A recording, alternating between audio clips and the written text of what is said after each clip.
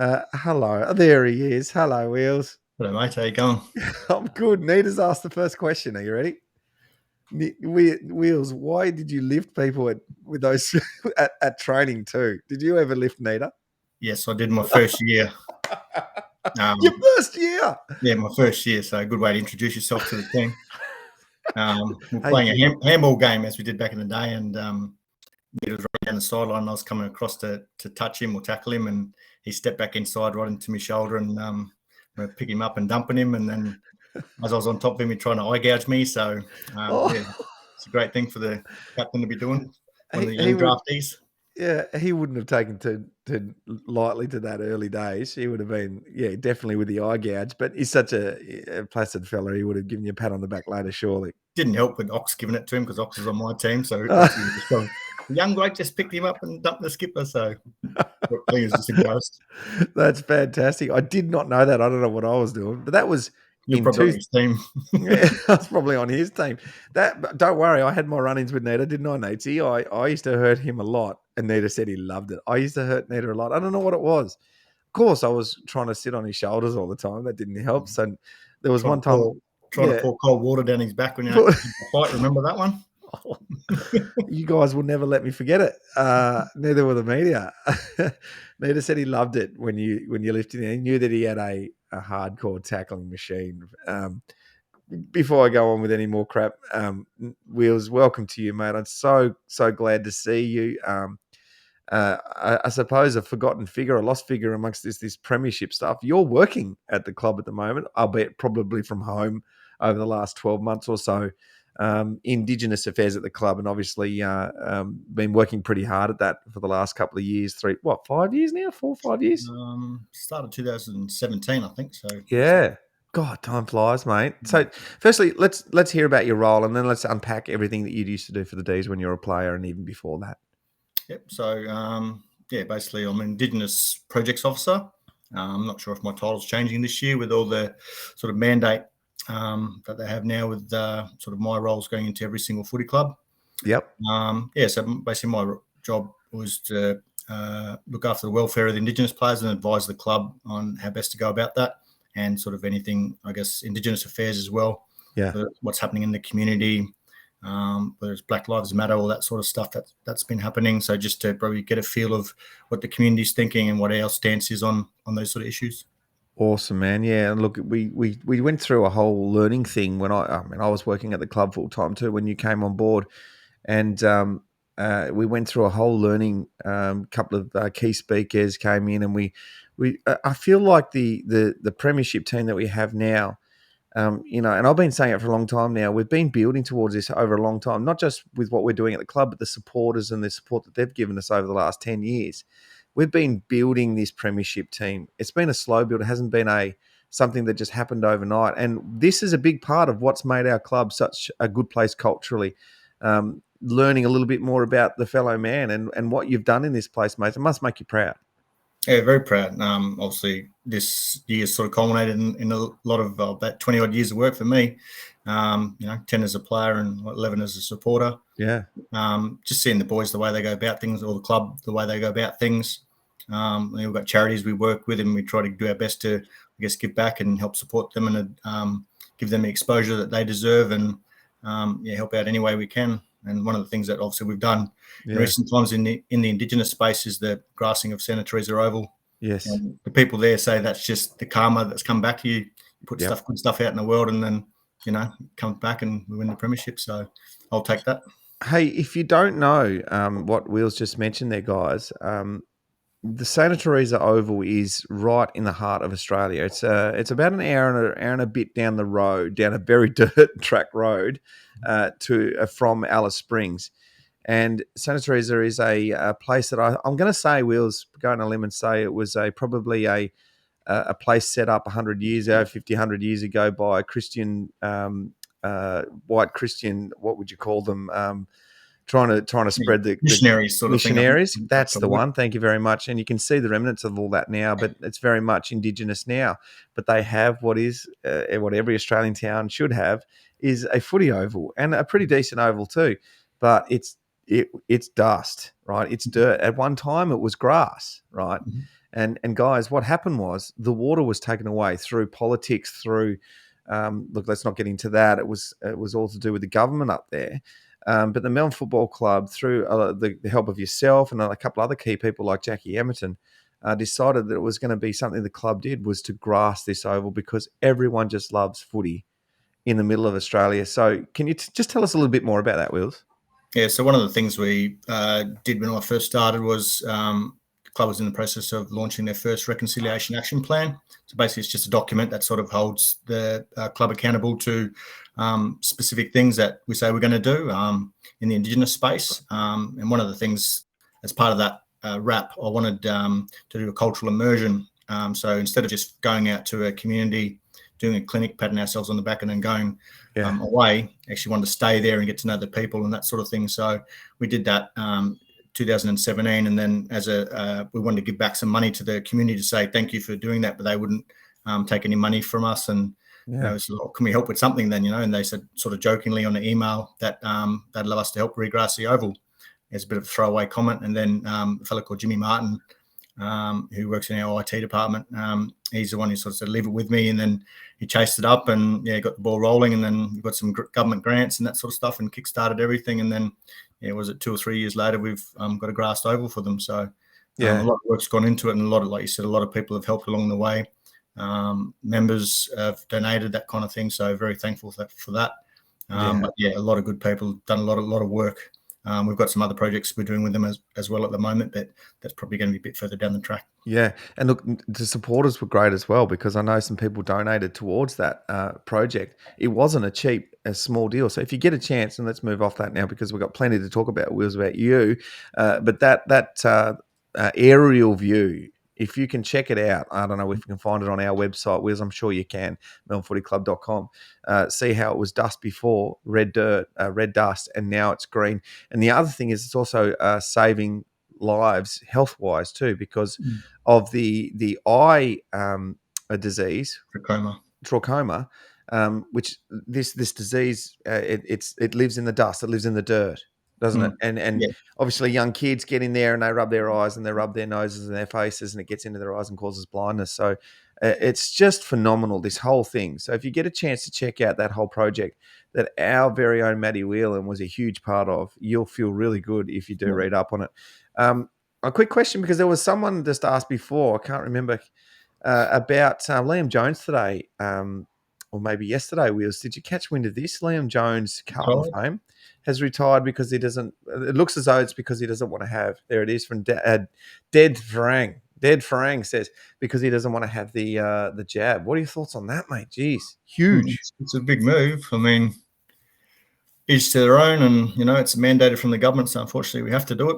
Yeah. But, I don't know, it's a hard one, but as part of our role, we have to be vaccinated. So I'm fully vaxxed. So so it's definitely sticking up for what he believes in, which is great for him. Yep, absolutely. It's interesting to see what happens down the track. I guess with other jobs, because if he wants a job somewhere else, he's probably still going to have to get vaccinated somewhere along the line. But good on him for sticking up for his beliefs. That's right. Hey, Wheels, Ben Shadle says, give us a wave, mate. Rekka, give us a wave. I used to like that one during the games. That one, it was a good one. That's all right, eh? Gee, love you, Wheels. Everybody's jumping on. Now, we do love you, Wheels, because you and I are from the same era.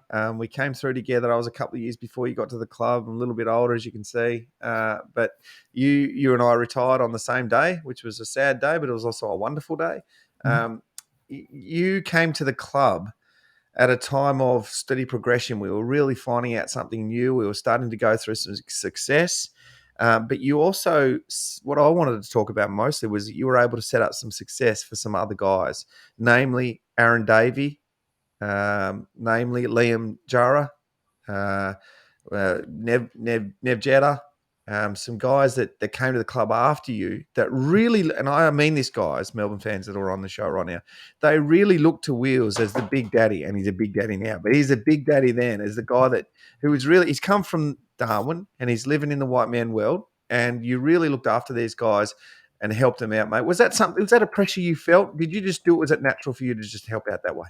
It's just natural. Growing up sort of around big families and that sort of stuff. And it was my responsibility. I mean, when I first got to the club, I had Jeff Farmer and Scott Chisholm that were there. Yeah. Scott finished up, I think, the end of 2000, and then Jeff left to Fremantle, the Prince, 2001 or 2. And then, it was basically I was there by myself for a bit, and then Aaron came along with Joel Campbell. Yeah. Jolly Campbell. Jolly Campbell. So, so it's basically just my role at the club to help. I just give them advice and steer them, I guess, how to be professional footballers. And not that I was great at it myself, but I was a little bit better than them. But I think the senior Indigenous player, every AFL club takes on that responsibility. Because when you got a young bloke coming in, they're not going to go up and speak to the leadership group. They're going to come and speak to the Indigenous fellows who they feel comfortable with. So it's one of those things where I think all minorities stick together. So we're in the minority in Australia here. But it's just something you just do. Don't even think anything of it. So 100%, mate. And look, there's some questions here. Nikki's got a really great one coming from a fiance, but I'll get to that in a second because it's something we've got a video on, and Dave's going to get that one ready for me. And it's the hit on Jimmy Herb, which you'll remember very, very well. But the question I was going to ask, well, it wasn't a question really. It was more of a remembering a story. Do you remember? And everyone loves stories, and I know the fans that are watching the show love stories. We'd been beaten pretty badly, and I'm talking when Liam Jarrah was at the club, so probably in his second year, maybe even his first year. I reckon it was probably 100 points. Dean Bailey was our coach. Remember this? We got smashed, and we were told on a wintry, freezing, not too dissimilar to what we've got outside today, winter's day, recovery session. We've rolled in feeling crap because we'd been spanked. We know we're going to get into trouble in the meeting room. We go into the meeting room, and Bales goes to us, righto, boys. If you think you can accept that as a result and the way you played, I've got another thing for you. Get in your cars, go down to, I can't remember the name of the road. Kerford Road. There's a pier at the end of Kerford Road. I want you all to bloody well walk out at the end of that and jump off it. All right, okay, no worries. So we all bundled into our cars and off we go. We all carpooled down there. We all got out of our cars. And there was a lot of bravado. There was a lot of woos as we're running out. And it just realised how long this pier was. It just kept going. Remember, it's like, this is one of the longest pier Melbourne's got. We get all the way out the end. It's freezing. And one by one, we all just plop up. And I plop off. And I remember Liam Jarrah, the man that comes from Central Australia, not like more centre than any centre there is, like the hottest hot part of Australia. All the colour break from his face is like, what am I doing?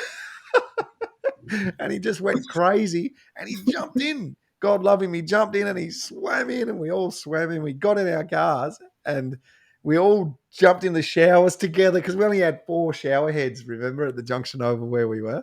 So we're all huddling in the shower together to warm up. And then what happened? We always tell them what happened next. And then we get back into the vault or the meeting room. And then coach goes, all right, back to Kerford Road and do it again. Do it again. I think we ended up doing it three times, didn't we? I think so. We were all warmed up. We put our clothes back on. Our towels were drenched. We put so cold. Got back in the meeting room. Okay, let's get smashed in this meeting. He goes, off you go, do it again. So we had to get back in our cars and go and do it again. And to his credit, Liam Jarrah, I think he was the one. Well, I'm from Tasmania. I've got no excuses, have I? It's just par for the course. But for him, that would have been just absolutely awful. Hey, Wills, you were one of you don't give yourself enough credit because you really were able to control yourself. I mean, in terms of the parties and the frivolity that you can get up to, and we see it happen all the time with AFL players. You know, Jordan De Goey goes overseas and creates some strife for himself. You were able to keep away from all of that, and I'm just about to tuck myself into a nice little Russell's Reserve whiskey that Davo's made for me. How terrible I buy my own whiskey. I saw it. That's my name. I'm going to buy that. I like a whiskey, but you don't drink, mate. You never went on any footy trips. Maybe one footy trip in your life. Well, talk to me about that. Why didn't you get involved in any of that stuff? I don't know. I guess growing up, I saw a bit of a lot of problems with alcohol in my family and that sort of stuff. When we have barbecues and stuff with family fighting, and I remember this from a really young age actually. And I don't know, it always stuck in my mind. And then when I was about 15 or 16, my brother, my brother's 5 years older than me. he basically said to me, if I ever touch drugs or anything, he's going to bash the absolute, what out of me. And so I reckon all of growing up till I was about 21, I had one beer. Yep. And then on my 21st, I drank, and then probably maybe another 5 or 10 times in the next 10 years, probably something like that anyway. Yeah. But I wasn't, like I said, wasn't a very big drinker. No. Don't like the taste of it, but it's probably a good thing. I had enough trouble controlling my weight just with the food, let alone alcohol. This is true. It's been a battle for you since you're finished, but you're doing a good job at the moment, mate. You've lost a lot of weight. When I was playing, mate. Yeah, well, while you were playing, it was always there was those days with the calipers when we got our skin fold test. So, jaws of life for me, big tongs, man. Like sometimes they couldn't open up enough. Well, exactly. I'd be in Danner's office once a month. Every time I played crap, I'd be straight in there. You got to lose some weight, Wheels. You got to get fit. Pretty much. The Wrecker Whelan, obviously, Whelan is a company of wreckers, and that's where you got a lot of Whelans have been called the Wrecker, but you really lived it, Wheels, didn't you? And people have alluded to this question, which will take us back. So I want to show this footage.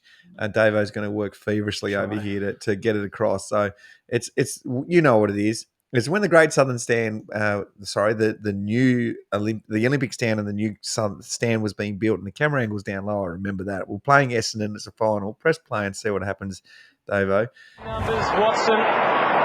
Handball. Good crunch on Hurd. We'll try it again. Hang on, let's try that again. We just missed the start of it. This is awesome. And it's a bit pixelated, but that's okay. It's just what YouTube has. Handball. Good crunch on Hurd. Demolition job on James Hurd. And he's down. And he hasn't got up yet. Will that be a defining moment in the game? Travis Johnson takes it. Travis Johnson knows where the sticks are. And he knows how to split them. The Demons. Oh, man. I remember that so vividly, Wheels. I remember after, or just as that goal was going through from Tigger, the surge of the crowd was only, I mean, of course they're going to scream for a goal in a big game like that was. Ben Shodel says better than sex, this is. Absolutely. The chill down my spine when that goal went through, because it was on the back of that massive hit on their big dog, their man, James Hurd. You saw him, Wheels. You lined him up. Talk me through it. Talk me through the moment. No, I just remember the handball. First off, I actually thought I could intercept the ball because it was a pretty high handball. Not a great handball, to be honest. No, it wasn't. It was a hospital. And that was my first instinct, was to go to actually intercept the ball. And then I realised I wasn't going to get there. And then it was just basically just try hit him hard and knock him out. Unfortunately, I didn't do a good enough job, because I think he ended up going forward for most of that game and then won on the game pretty much. So, he's a very tough footballer, wasn't he? It's just a shame, really, because, I mean, obviously, he was. And you wouldn't think so by looking at him, would you? But he was. He was so tough. It's a tough game out there, and to have the flopsy blonde hair and to lope around like he did, he was an absolute freak. You used to think to yourself, how's he doing this? He does not look like a footballer, but that was a spine-tingling hit. And you used to do that all the time. Benny Shadles, I've got a bit of a love affair with our Wheels, doesn't he? He's got one of your jumpers, and thanks for getting one of the greatest Ds of all time on the show. Wow, that's nice to hear that, Wheels. Melinda says, would have been nice to take him down a peg or two. And absolutely you did. You played rugby growing up, Wheels. This is where this tackling and hitting like this came from, yeah? Yep. So, like I said, my brother's 5 years older than me, so he moved to boarding school in Darwin. So I was raised in Katherine. And then we followed footsteps, and we moved to Darwin. And then my brother was playing rugby league and rugby union. We went to a Catholic school, St. John's College. So he had the brothers and that were, I think, bosses of those schools. So he used to get out of detention, my brother, by going and playing rugby for the school. So I just followed in his footsteps, just tried to be like the older brother. But Dad grew up in South Australia, to Ross Trevor College. Also a famous footballing college over there, and then wanted me to try football, AFL, and then so then I sort of fell in love with the game, and Well, it certainly flowed through into the way you played your AFL game of football, and Danners loved it, didn't he? Neil Danher, your coach for your tenure at the Melbourne Football Club, as much as he called you into the room when it came to skin fold test time, he did enjoy having you on the halfback flank, didn't he? Oh, I think he did. Hopefully I won him over pretty early. I remember one of my first year as well. I tackled one of the senior players pretty hard, and the senior player didn't like it. Yeah. And then it was his turn to tackle me, and I got him early, and I knew it was coming, so I dropped him as well. And then like Danners was standing right there, loving it. Like, then he's like, "All right, you've got to change partners now," because he was getting a bit fiery between us two. Yeah. But yeah, I just love the physical side of things. Yeah. One thing that drove me in my footy career was I was sitting at the back with my old man when I was about 14 or 15, and he said my brother was tougher than me. Yeah. My brother was tough. He had not much skill, but he's very, very tough. Very tough. Yeah. He didn't play footy, but he played rugby. And I think my whole life or my whole thing was about proving I'm tougher than my brother. Yeah. So that's why the bigger the person was, it was just like the bigger the challenge, and no one expected a small bloke to take out the big bloke.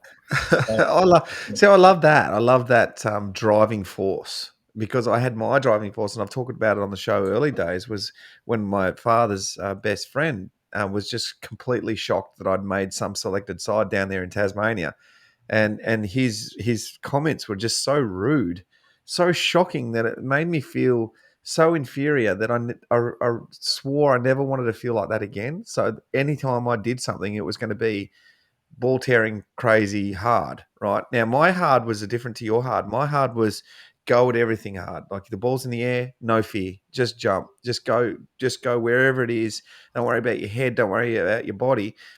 I didn't tackle like you did. That wasn't my thing. I wasn't great at that, but the ball was on the ground. I would just throw everything at it to get it. It was messy, but it was all born of this guy who said I wasn't good enough. And it's interesting to hear how you wanted to beat your brother, and you never wanted anyone to say that your brother's better than you. That's absolutely brilliant. I love that. Hey, a question I've got for you. The drinking thing, which I think is amazing that you were able to stave it off. Did you feel, and be honest with this, because we can talk about this stuff now, did you feel pressured to drink? Did you ever feel that pressure to have a drink? No. I mean, boys try to spike my drinks and all that sort of stuff.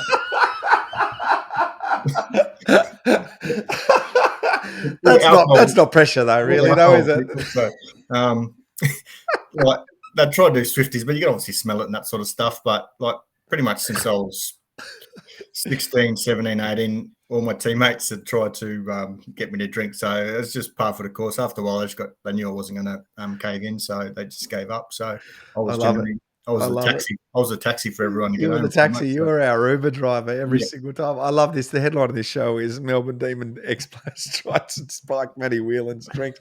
Don't worry. I know that we did this. Simon Godfrey was the same. Simon Godfrey, we've got to get him on the show and talk to him, because he was a teetotaler as well. After probably a dangerous youth with alcohol, he had his reasons. I'd love to talk to him about it. But we used to make him skull lemonade, remember? Like, he had the skull lemonade, and you probably had to do the same as well. And just trying to make him to have a beer. This lemonade's horrible. You got to skull it. Have a beer and you'll be right. That's terrible. That is so bad. I think I only went to a couple of wakes just because it was like, no point in me being there, to be honest. So just experienced it for the first couple of years, and then that was it. I love it, and you're not supposed to talk about this sort of stuff, but it's infamy stuff, really, isn't it? Like my first wake, Wheels, you weren't there. This was 2 or 3 years before you got to the club, but we had it at a place called the Saloon Bar down on Toorak Road. Anyone remember the saloon down on Toorak? It might not. I mean, it's definitely not there anymore. I think we destroyed it that day, and I didn't know what to expect. I didn't know what I was walking into. You had to be there at 10 o'clock, and if you're a minute late, it was a pot for every minute you were late, or every 5 minutes you were late after that. I remember Craig Nettlebeck was late. He had he had to have like five pots, bang, bang, bang, bang. And you'd think, okay, 5 pots, you could last with that. That's okay. But it wasn't beer. It was Guinness. You had to have warm Guinness at 10 o'clock in the morning. Oh my God, it was awful. So if anything is going to turn you off the drink, that is. I remember at 3 o'clock in the afternoon, Wheels, I reckon I was passed out in the toilet, and I remember the toilet was so backed up there was this much fluid on the ground of the bathroom, and I was asleep in it. And I woke up and I'm stinking drunk, and I walk back out and I see one of my old teammates. He only lasted a year. This is probably why. He was in the corner, I remember Paul Hobgood, who had his drink, was talking to him, and Mark Winterden, you might remember him, was bawling his eyes out. Just bawling his eyes out. It's tragic. It's terrible. But this is what we used to do. And all I can do is laugh about it now because you just feel sad about it because we probably destroyed a lot of people's careers. We know this now. Science has moved on. But hey, it's good days. Oh, good stories anyway. Oh, good stories. Wheels, talk to me about the Northern Territory. You're an icon of football up there. You might not think that you are, but you are, especially with the Buffaloes. Now you're in the, I think is the Buffaloes team of the century. You've been inducted into the Northern Territory Football Hall of Fame yet? Surely that's coming soon. Yes, that's happened. You know, we've got to be pretty proud of that as a Melbourne Football Club to say that we've plucked this kid from Darwin. He's come down here into the white man's world, like I said before. He's done everything right. He's pushed his body so hard, and he's gone back. And basically, back home, you're to a lot of young kids, you're a hero. That probably doesn't sit well with you, knowing how humble you are. But that's the truth of it. How does that make you feel? No, obviously very humbled by it all and the recognition. But it was weird. I remember when I got inducted into the AFLNT Hall of Fame.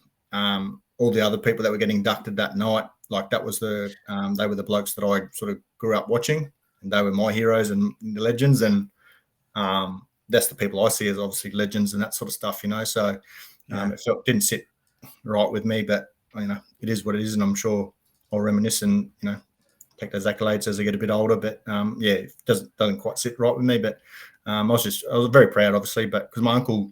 Warren McCoy, he's already in the Hall of Fame as well, so it's just great to join in. I'm hoping at some stage my grandfather might get inducted as well. So he's sort of played a lot of footy in Central Australia and won a few medals there and a lot of premierships with Pioneer Football Club. So that's been one of the good things going back to play games in Alice Springs, the club. I've actually been able to go to the Pioneer Football Club and see photos of my grandfather when he was young and when he was playing in premiership teams and that sort of stuff. So I only met him once or twice in my life. So it was actually nice to actually see him as a young fella, playing footy. So in those photos, so it's very, very special.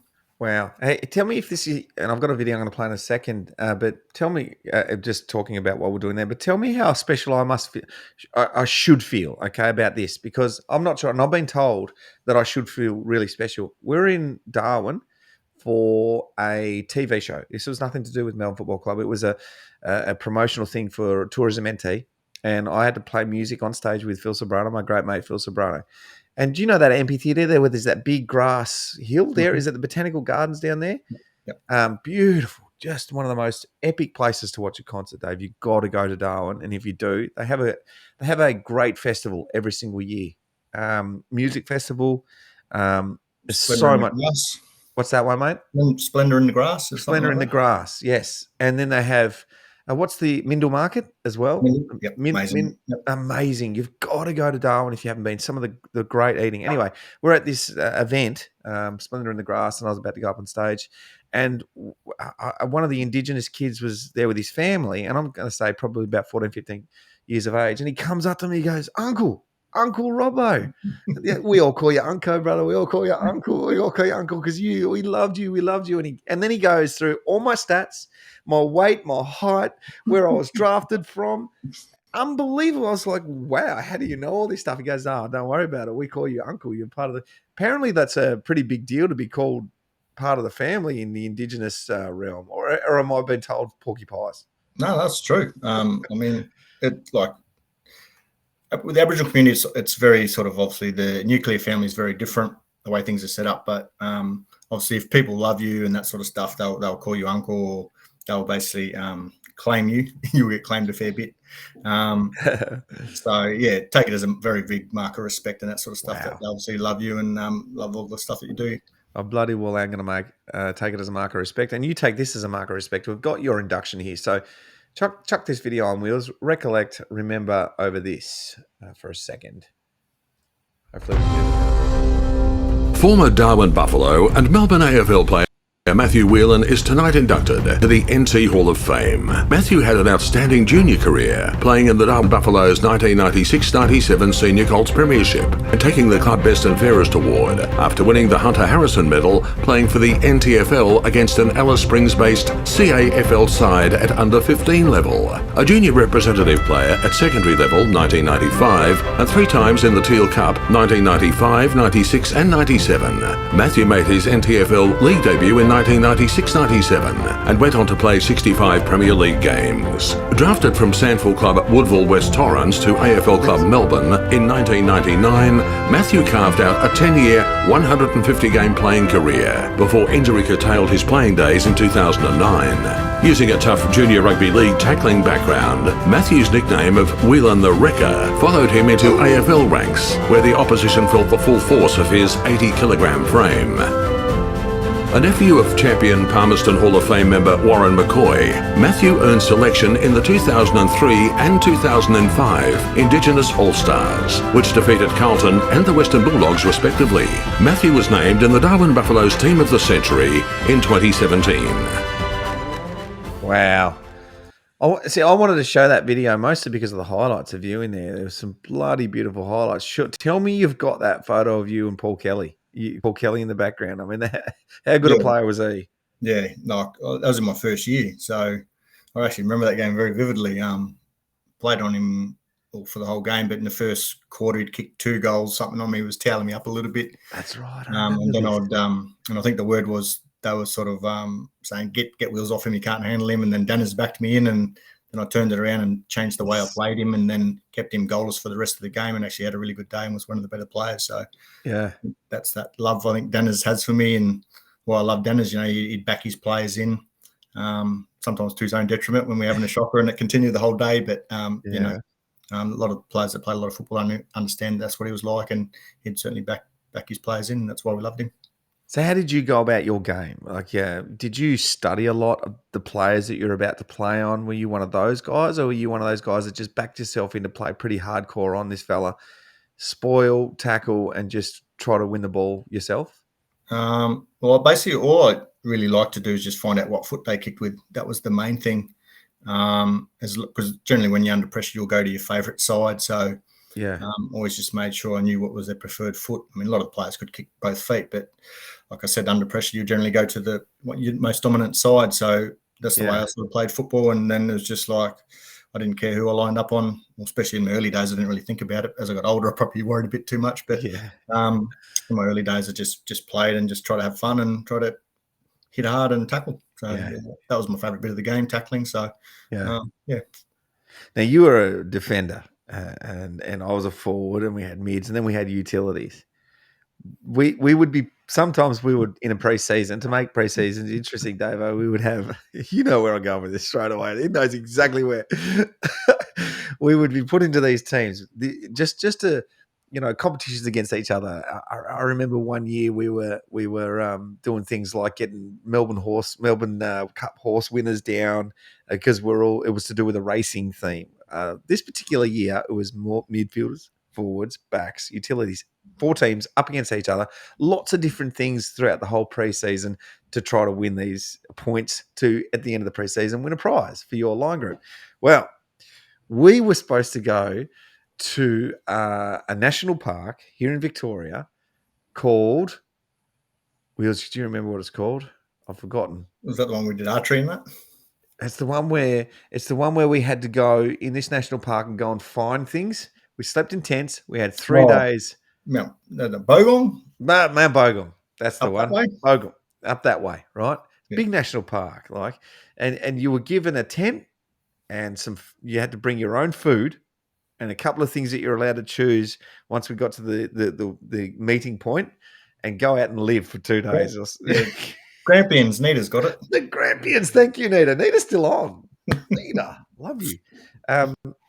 Big shout out to Nita too, and the latest release of one of his beers. It's going quite well at the moment. Obviously, the Social Beast, we know the Social Beast. Nita, write it down for me again. The name of your beer, the new beer that you've got. We give it a massive plug because for Christmas, this is the drink that you want to have. It's a lighter tasting beer.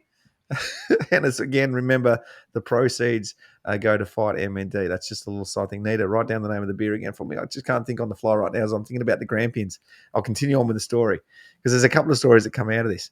So we've all gone, Davo, we've gone all like, right, what can we do to be clever to get food, to make sure that we've got food to live for the 3 days? So I was obviously mouth of the south. Get your mouth around that. Thank you, Nita. Buy Mouth of the South. Demon supporters, please, because we know that a lot of the proceeds go to fight MND, and we know what the Social Beast is doing for Neil Danaher and his cause as well. So good on you, Nita. Nita, you remember this story. I'm going to tell the Schwarter story in a minute. And Nita, you can jump in on this one. But we had to survive basically for 2 to 3 days. So we've all gone and got the trail mix nuts. Nita's got one of those little burner things and bought the porridge packet so you could get us all breakfast in the morning. We could have porridge, which is great, whatever. Everyone had their own little thing going on. Wheels, the night before, goes and buys 2 pizzas. And we're all like, what's that? What are you doing buying 2 pizzas? He goes, forget about it. It's going to be all right. We're like, nah, that's terrible, whatever. What was the making pizza first? What did you have on? Probably meat lovers, I'd reckon. Barbecue meat lovers. Puts the meat lovers on top of each other in a plastic bag, chucks it in the bag, and ready to go, boys. That's it. And for the next 3 days, every now and then, he just pull a bit of pizza out and eat it in front of us. And here's me with my trail mix and my crappy whatever, and I'm looking at it and looking at Wheels going, can I have a bit of pizza?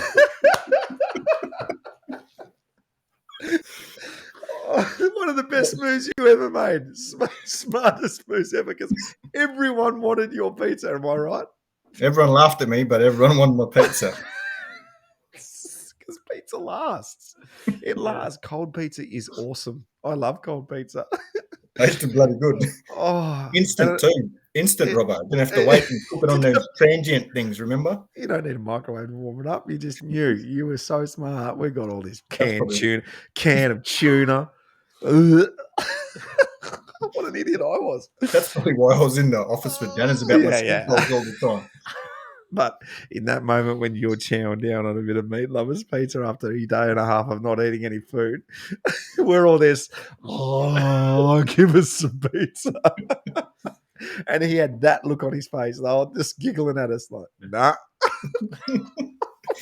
Remember that Ziploc bag was a bit sweaty though. From all the, it's forming its own little world in there. Because it was pretty warm. It was pretty warm.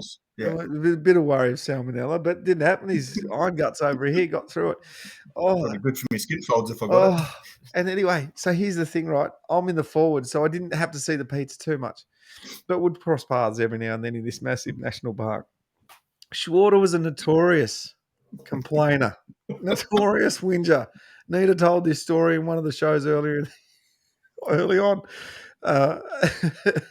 And Schwarter is in a tent. In my tent, actually, we slept together in the same tent, and he's complaining, I'm sick, I feel sick. We're like, sure, Schwarter, you just want to go home, mate. He goes, no, I'm crook. I'm out of here. I'm not doing this. It was a hard thing that we were doing, right? We just wanted to go back to our creature comforts, and we knew Schwarter wanted to do that too. But he was whinging and really. Anyway, in the morning, he's like, my guts, boys, my guts. I don't think I can go out on this walk. And we're getting really pissed off with him, frustrated, because we don't want to either. Just harden up, Schwarter. Just come with us, mate. We need you. Anyway, he goes, no, boys, I'm out. No, whatever. And we left. We came back that night, and we find out that Schwarter had been helicoptered out of the national park with his appendix burst. We're all a bit like, But you got to forgive us, though, don't you, Wheels, for thinking like that. Schwarter wasn't the best at training, was he? Find a way to get out of things and say, boy, you cried wolf, didn't it? Oh, so good. I love all those stories. It's just coming back to me. Hey, Wheels, we retired on the same day, mate. Talk to me about that day for you. How did it go down? How did it feel? It's probably one of the better days, to be honest, because it's the first time I think my whole family actually me play. They were in the same place at the same time. So they down from interstate from other Australia, and so it was actually still it was a great day, but obviously it's a weird day. It's all those emotions, excitement, but at the same time it's the end of the journey. Probably helped we get pumped by 70 points or whatever it was. So but it was a great day. Obviously, to share it with yourself and Paul Whitley as well. So certainly one that I'll definitely remember. Yeah, absolutely. You, myself, and Wheatley, Paul Wheatley, Spud, who was another great man, another one of those did it his own way kind of guy. You played down back with Wheats, and we saw him on your highlight reel before. So I want to quickly, before I go to the next video of something that happened during your career, you had a really staunch group down there that was probably a little bit maligned because you had a fullback in Alistair Nicholson, the guy that was in the cage all the time, that a lot of our supporters love to get stuck into. We've had him on the show, don't worry, so this is all good. Nico, and then you've got Clint Bizzle, you've got Paul Wheatley, you got Nathan Brown, you had Anthony Egerson for a little while. Talk to me about that backline through that era and how well did you gel and how did you go about things? Because, and we'll move forward soon into the premiership team that has this amazing backline at the moment. Firstly, let's talk about your day.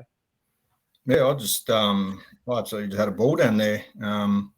When you're probably inside a club, you probably don't hear a lot of the stuff that's happening outside, but you just form close bonds with, I guess, all your teammates, but particularly with all the boys I spent a lot of time with in the back line. And when you do those camps that you spoke about, when you're in those groups, you form those bonds even more. So, we just rode the highs and lows of AFL football and, had great relationships with most of those boys. So it's something I obviously cherish. And, I still keep up in touch with Nico here and there. And he's done some great things since he's left AFL football and he's continuing to do great things now. So, got Paul Wheatley just lives not far from me, so he's still one of my great mates. So his wife and my wife are best friends, and that's how we met and that sort of stuff. And so still really close with him.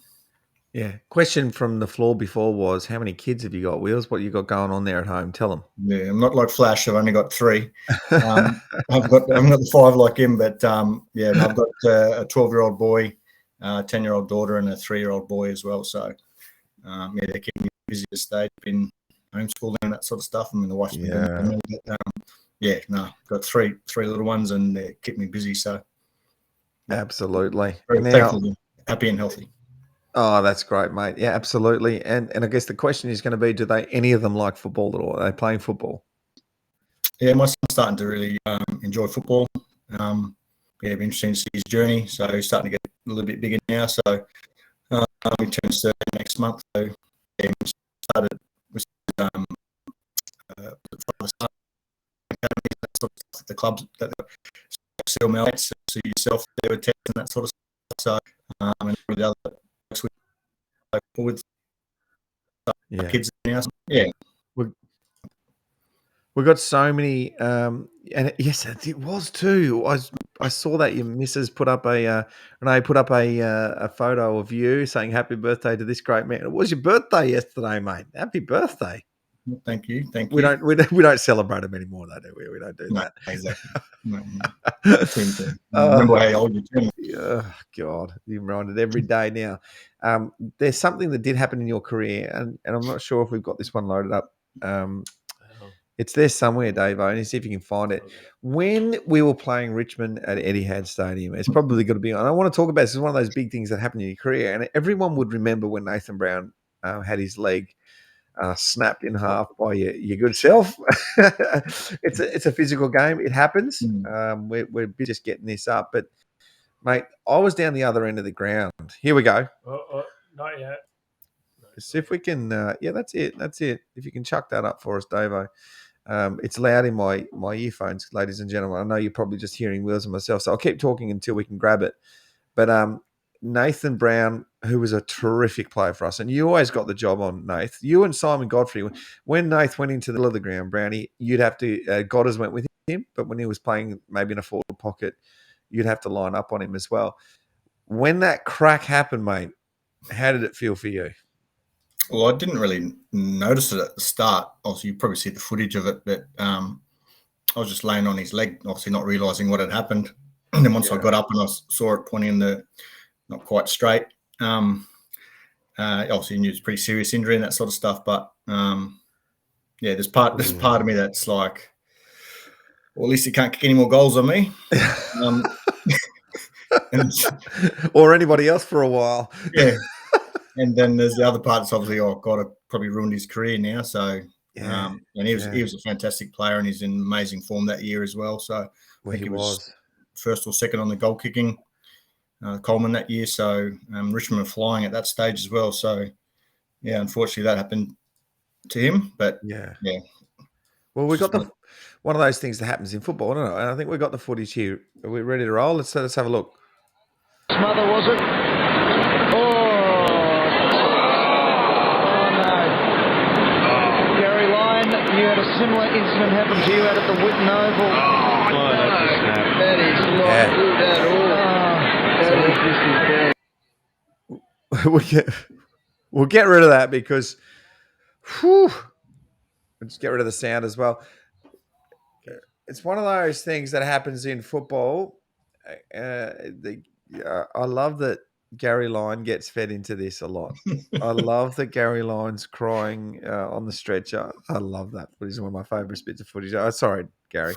Where Nathan has just got his hands like this, obviously in shock after such a massive injury. But Gary's the absolute opposite end of that. So, but yeah, I mean, that was you, desperation. And you did nothing wrong there. Did you talk to Nathan after that? No, I remember phoning him probably on the Wednesday or Thursday of that week, or then obviously that following week, just to touch base with him. So I think I got in contact with his manager somehow and just got his number, but just wanted to see if he was all right. And the poor thing, like his very first game back in the VFL, I think it was his first game, I actually lined up on him again. I was playing VFL and he was my opponent. And as I'm walking down to him, he's just going, don't fall on my effing leg, you know. That was his. I think it was his very first game back. I could be wrong, but yeah. So poor thing. Obviously he was never quite the same player after that. But he was generally like, not many left footers can kick their opposite foot anyway. Yeah. And he was generally could kick both feet just as good. And I'll probably put obviously Adam Uze and maybe an Adam sort of in that sort of small sort of group. I think that can do it both just as good as each other. But he was an exceptional footballer. And unfortunately that happened to him. Yeah. Oh, absolutely. You know, and I agree with that. He was always walk-up start to the Australian team every single year, in all Australian.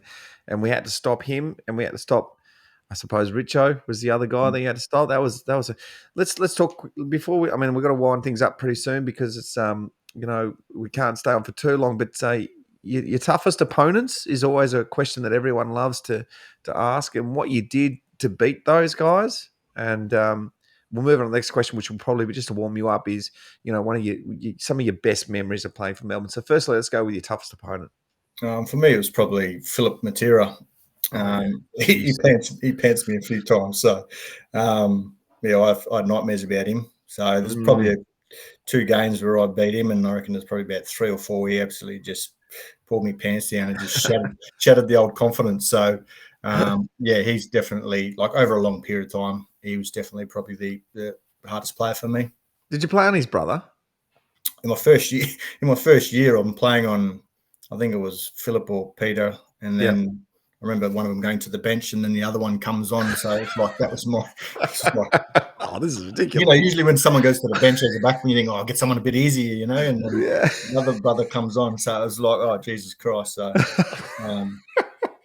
Ridiculous. It was, but I still remember that game really fondly because there's some people from the territory in the crowd, and they were yelling out some naughty words they probably shouldn't have been in language and that from Darwin. So I still remember that game pretty vividly. So, Oh, absolutely. And you're salivating at the moment, Davo, because he's a West Coast Eagles supporter. They were 2 terrific players. Phil was amazing. Phil was amazing at kicking goals. I think he gets underrated. He gets overshadowed by his brother Peter, because Peter could play in the middle and he was so electrifying through those premiership teams. But then Phil was around Scott Cummings' feet. He was unbelievable, wasn't he, Wills? He just bob up and kick 5 or 6 every single week. Yeah, well, he kicked about 50 or 60 most years. Like, he was a lot different. He was a different sort of small forward. So he wasn't your typical drop of the ball like your Stephen Milne. He was more of like really like a leading forward, because the full forward would go out and the ball would go over his head, and then he'd come in from the other side, sort of slide in and take these sort of chest marks low and that sort of stuff. So Yeah. he was very different to, I guess, most sort of small forwards that I played on. That's probably why I struggled with him. Yeah. Got some questions coming through before I get to my last one. Who was your bunny? Who did you always whoop? You'd never say you whooped anyone and they were your bunny, but who did you find that you had pretty good games against? I don't know. I found like whenever I went to Western Australia or South Australia, I tend to play pretty good. I don't know why. Probably because I ate better. Probably ate better food because I eat with the team. But Yeah. I don't know. I found whenever I travelled, I like travelling. So Yeah. I've just been from the territory, and I've noticed as well. I loved it Tassie, too. you had to travel to represent your state and that sort of stuff. So Yeah. some of the Victorians boys were a bit precious, and counting down the days till they went back on the plane. So Yeah, calling their missus all the time, and yeah, no, we were. I mean, that's nothing wrong with calling your missus, but feeling it's the way you feel really lonely about it. We're like, hell, this is just par for the course, This is awesome, and I love going away with the boys too. I saved my best games for the West Coast Eagles actually, and probably less so Fremantle, but I enjoyed the big open grounds. But more than that, I did enjoy going away with my teammates and being in a hotel and I do not feel like the current team going away and being in that compound where they were and playing games and winning finals. That's not hard. That would have been absolutely wonderful, a wonderful time that they'll always remember. And of course, they brought home the premiership. That backline, Wheels, before my last question, which was no, I asked it, didn't I? That backline at the moment. What do you make of that? Because, geez, wow. Just it's got a bit of everything. I think that's the beauty of it. You got Maisie, who's the rock, and he's probably undersized, to be honest, and he takes on those big forwards. And I love the way he plays. He's a very sort of old school footballer. I think a lot of the younger blokes don't know how to defend properly one-on-one. Whereas Maisie, he used to be one out with Buddy Franklin and those sort of fellas. So he's an old. He doesn't give the forwards a run and jump at the ball, which is what I love. So. But he obviously knows how to play the modern game, and his skills are elite as well. So yeah, and then you've got obviously Jake does the intercepting marks and that sort of stuff, and then you've got the smaller blokes just creating that run and drive off the back half with their skills. So I think it's just a great mix, and Harrison Petty was able to slip in very nicely. Unfortunately, Tomo got injured as well. Who's doing a great job there. So it's looking good. It's such a young group. Maisie's only 28 or 29 or whatever he is. So I think he's the oldest one back there. So I mean, there's plenty of growth still. So very exciting. So yeah, absolutely. And lastly, I guess the question just has to be asked. Cozzy, just an amazing rise this year. I think we forget that he's just a baby. He's a kid. He's got a great uncle. One of the funniest blokes you will ever meet, Byron Pickett. And I didn't even get into some of the stories about him. But remember when we landed? I think we landed in Darwin, and a couple of Indigenous kids came up to Byron and thought he was Michael Long. That's a great story, that one. I'm not going to say what happened. If you ever see Wheels or me in the street, come and ask about the Byron Pickett Darwin incident. It's absolutely brilliant. But Cozzy, talk to me about what you saw there on field.